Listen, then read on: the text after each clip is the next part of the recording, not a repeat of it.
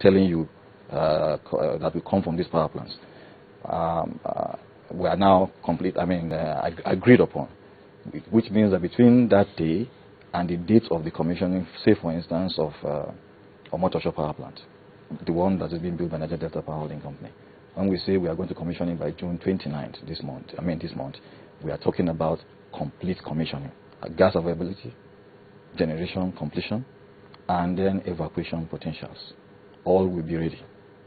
And so for the other three as well, the dates for their commissioning, which is put around July, August, September this same year, those dates are because we need to harmonize all these gaps and ensure that we clear them, and those challenges becomes a past before we now go and commission. So that when Mr. President goes and commissions any particular power plant, it remains commissioned. So able and capable of delivering the power that is expected from that. Sorry, Chamberlain, that's generation transmission, but again, the aspect of distribution, do you also handle that? Do you also look at that? Because NIBP is handling about 297 distribution projects across the country. In Lagos alone, we have about 67 of because those. some of the comatose equipment really can't take what you exactly. So we are also handling a lot of distribution infrastructure development. And in fact, in Lagos alone, last month we were here and we commissioned about 10 projects in one go, in 1 week. This month we are going to be here, by possibly at the end of the month, after the road shows that we are here for currently, and we are going to likely commission another 10 to 15 projects in Lagos, just distribution projects. And the same thing is happening all across the country.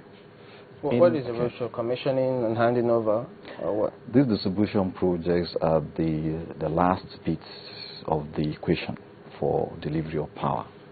That is the one that brings the power to the right voltage level that can be used in this office, for instance, in our homes. At the transmission level, it's carrying high voltages that we cannot use. It's dangerous for ordinary use, such as this. But it's good for long distance transportation. And you know, Nigeria is a wide country of about 923,000 square miles, and that is huge indeed.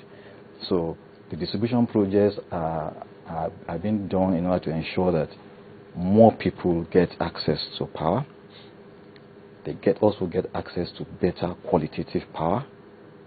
You know, in the past, you find that there is power, but the voltage level is so low, it cannot carry even fan or AC.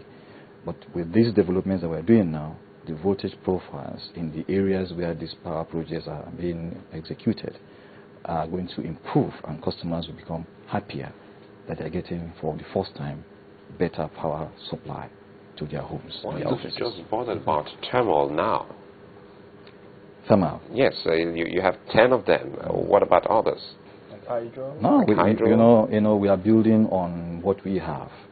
We have hydros, and they're working fine, subject, of course, to availability of water in the dams. And this year, we've received some very significant improvements in the water levels in these hydro stations. You all know that. But what we are doing is that we are adding capacity using gas, which again, we have the resource under the ground. But we need to do certain things about the market. If the market is right to attract investors. Let's talk about the market now, if you don't mind, because that's very important. Right. So when you say the market is right to attract investors, I just saw the young man there talking about the ultimate bill he got, which will definitely amount to the investor coming in. What kind of investment climate are we looking to put in place for the would-be investor that will come into that market at the end of the day? Now, when we talk about the markets, we need to look at certain fundamental facts. One, government has discovered that it has no business in business. Power sector is big-time business. No doubt about that. The players in this market want to be assured that when they produce power, they can be paid for. And the tariff must be such that it makes commercial sense to them. those who supply the gas also want to be sure that when they supply gas, it will be paid for, and it also be a cost-reflective tariff that will guarantee that they have some profit to justify the investment they're putting into it.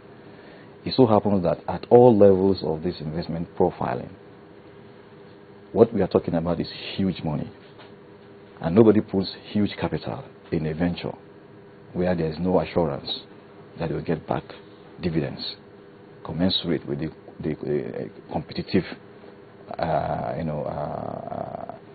potentials for such investments. Now, these are the issues, and they are very fundamental. Because of the creation of NAC, the National Electricity Regulatory Commission, there have been tremendous achievements of this government in terms of establishing what the right framework of pricing for power should be. You are all witnesses to the fact that the NAC went around the country discussing with customers and discussing with stakeholders before eventually a price profile was agreed, which has improved a little bit the potentials for inviting or stimulating investment in the sector. As we speak right now, the reason we are here in Lagos is to market, is to come and market the 10 power plants that we just finished building, or some of which are still being built, but hopefully will be completed by December this year. We want to market them to the private sector. Like I said when I started, I said government has no business in big-time business such as this. We are marketing these 10 power plants, and we're having a roadshow in Lagos. So the ones you're commissioning, are you handing over to the government in the meantime? No. We are holding on to them and we are selling them off. We're selling the power plants to private sector. That is what we are here for, to invite the private sector to come join us, invest in this wonderful opportunity that is now opened to the people of Nigerians and even to foreigners who can partner with Nigerians so that we can have power plants that will be managed and operated based on international best practices. But before they take it over, do we have a unified or central pricing system such that no one marketer takes advantage of any? Of course, that's what the Nigerian Electricity Regulatory Commission is there to ensure.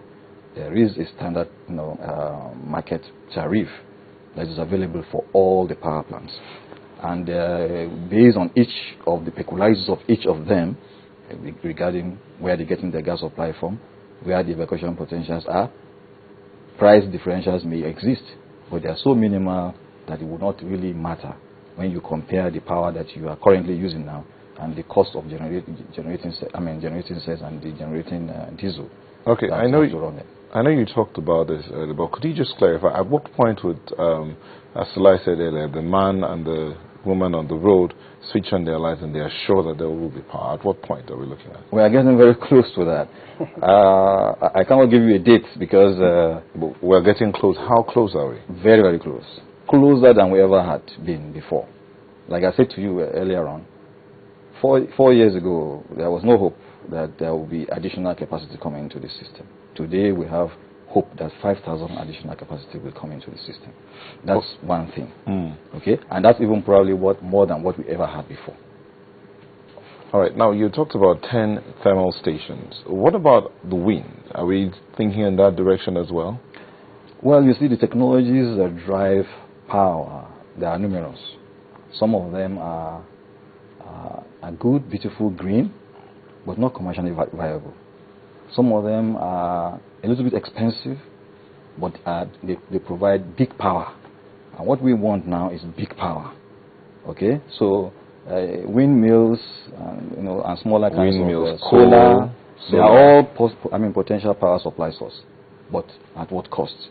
And to which kind of people? So, but when you're talking about thermal and hydro, you are talking big power that can be put on the grid for a nation such as Nigeria to have for their development purposes. All right, winding down. So all of them are also good means of power supply.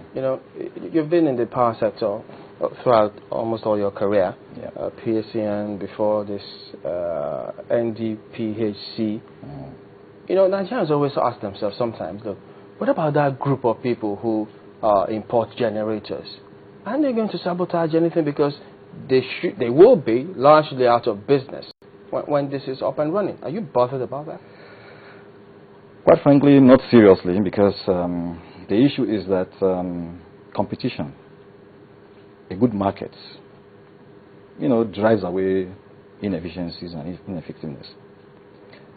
When the power is stable, the generator suppliers will move out of business. No doubt about that. Yeah, but some say that they used to hear. They can't. They don't know if it's true. It's not they true. Used to bribe PACN officials. No, it's not true. It's not true. It doesn't happen? It doesn't happen. I doubt that. It's absolutely incorrect, and it's not even possible. But the point really is this. Wherever you have a scarcity of a product, even petrol, okay, even water, then those who supply alternatives to such product must come into business. The point, therefore, is that we are emphasizing on enhancing the supply of the product that Nigerians want. And as we continue to increase that supply, those vices that you see naturally will disappear. Okay. So at the end of the year, about 9,000 megawatts, that's what we should expect. Sure. So how much of electricity can that translate to in a day? How many hours? You had they will still ration. There will be some rationing, because you look at it this way. In South Africa has about 40,000 megawatts. Yeah. And the whole entire population of South Africa about 39,000 million people. Nigeria is about 167 million people. And we're talking about eventually 9,000 megawatts. Can you compare the... Right. All right, Mr. James Olotu is Managing Director of Niger Delta Power Holding Company of Nigeria.